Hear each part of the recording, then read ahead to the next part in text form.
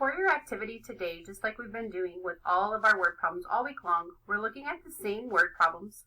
And today we are finally going to solve. So remember, on Monday we wrote down our strip diagram. On Thursday we did our equation and our estimation. And today we're going to solve. Remember, whenever you solve, check your estimation to make sure that your answer is reasonable.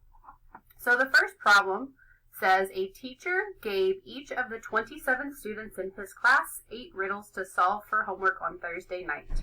If all of the students solved all of the riddles, what is the total number of riddles the students solved?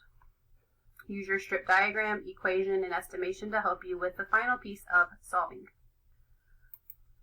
The second question says, a nurse has 40 bandages in 5 plastic containers. She wants to divide the bandages equally among the containers. How many bandages should she put in each container? Again, remember, you already have your strip diagram, your equation, your estimation. So now you're going to solve and check your estimation to make sure it's reasonable.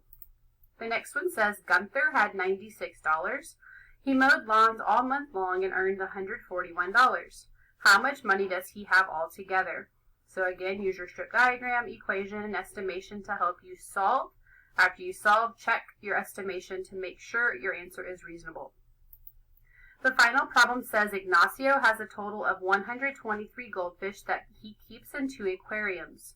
If he keeps 62 goldfish in the first aquarium, how many goldfish does he keep in the second aquarium? Again, you already have your strip diagram, your equation, and your estimation. So now you are going to solve and use your estimation to check to see if your answer is reasonable. When you are completely finished, make sure you turn it into Google Classroom. If you have any questions, ask your teachers. I'll see you later. Bye.